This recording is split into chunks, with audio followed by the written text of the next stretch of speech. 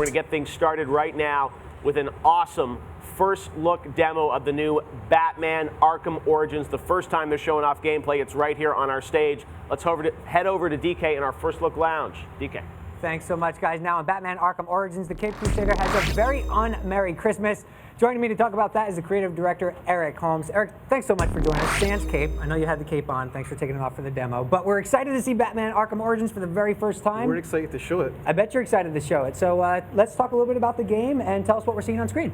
Okay, well, you're going to see this first look at gameplay here. This is our early career Batman. Batman is approximately year 2 of his career, and he's being hunted by Black Mask's assassins on Christmas Eve. This is actually this is one of our new additions to the open world, what we call a crime in progress. This is icon here on the HUD that Batman's used to track it down. So this is a dynamic world event that's taken place. These guys have actually set fire to a bank and we're stealing from it, and Batman stepped up to the plate and is engaging these guys, stopping them. This is also a new enemy type we have in the game called the Armored Enforcer.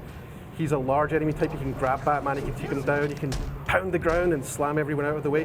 So he has a whole library of new moves, and there's a bunch of new enemies we've added to the game, to the combat, to bring an element of unpredictability and variety to it. So new enemies, new types of encounters in the open world. It's a whole bunch of new things to mix it up. Yeah, you talk about that crime in progress scenario. That's pretty interesting. Is this something that happens randomly, or is it driven by the story kind of unfolding, Batman becoming this crime fighter? There's a combination of things. We have systemic content. We also have a whole new story in the game, obviously, as well. But primarily, the crimes in progress are systemic. So there'll be surprises. You're going to be roaming around the world, and you'll just stumble across these things. You can opt in to stop them, or you can cruise by and continue on with the story too. And what would be the benefit of stopping them? Just increasing your character development, but also maybe progressing the story? We have a whole new upgrade system. So we have a bunch of stuff in the open world. We have most wanted characters who are new faces for Batman Arkham Origins. They're new to the Arkham universe, and some returning characters too.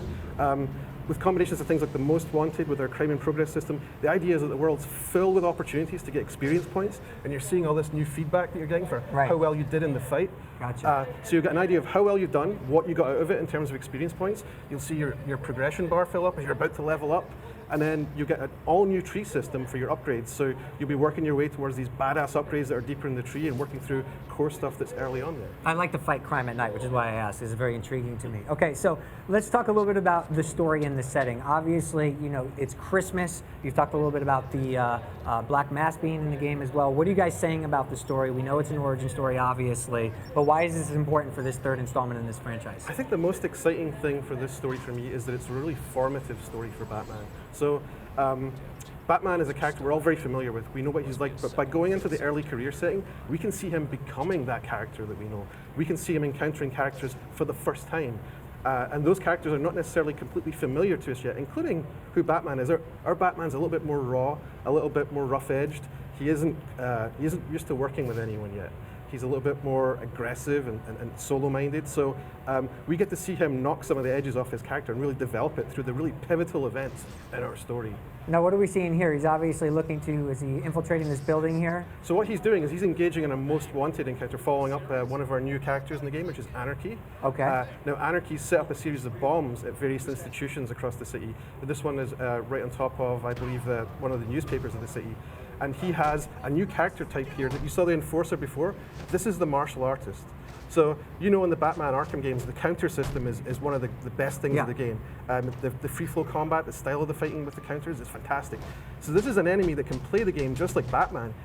You can counter him, but he can counter you too, and then you can counter his counters. So it gives you this little bit more back and forth of high skill fighting, where it really kind of breaks the flow a little bit and shows off just how skillful Batman is. Yeah, absolutely. Now, you guys obviously took this game over at WB Montreal from Rocksteady. What, in terms of the combat specifically, you know, that was a defining thing for this series. What you're talking about enhancing it. Did you kind of have a philosophy that this was already great, you just want to make minor tweaks? We have been very surgical about what we've added, and so preserving what works has been absolutely vital for us.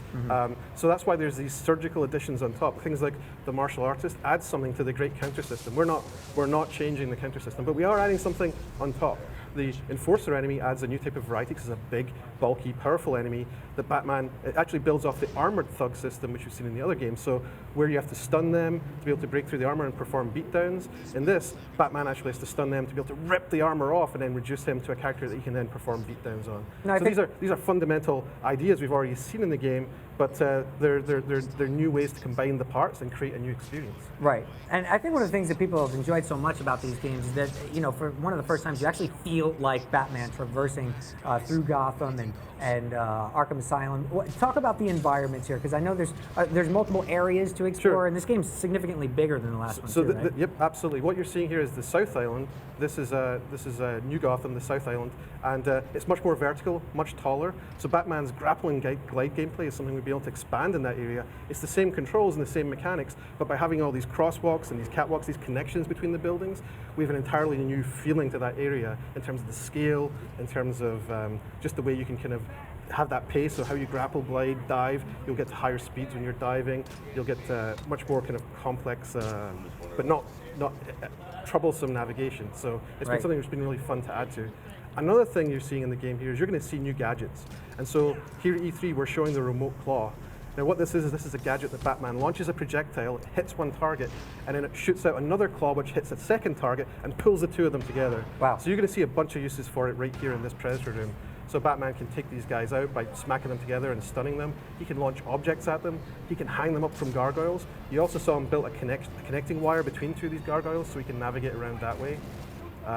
There's a whole library of ways to use this gadget across the game, and we think it's a really cool addition. Yes, it looks fantastic. Are there a ton of new gadgets, or are you kind of keeping that? There's a bunch of them, but we're not showing them all at E3, but we're primarily focusing on the remote claw here at E3. Okay, one thing you have shown is the inclusion of Bane. We did see Joker in the trailer as well. What other, you know, this is about Batman encountering a lot of these guys for the first time, so who else can we expect to see? Who are you talking about?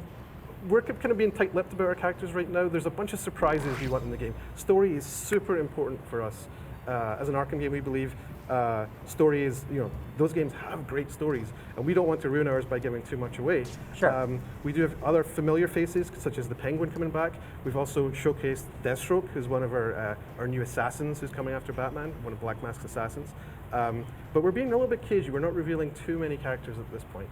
Okay, and the game is coming out for which platforms? It'll be on Everything. PS3, Xbox 360, PC, and Wii U, and it's out on October 25th. It's out on October 25th. And also, quickly, there's also a mobile version, or is it There's a handheld game called Arkham Origins Blackgate, which is being developed by our friends at Armature Studios. Okay. And it looks fantastic. Does it tie in story-wise? It connects, after the end of our story, it connects in really well. Okay, great. And they're coming out at the same time.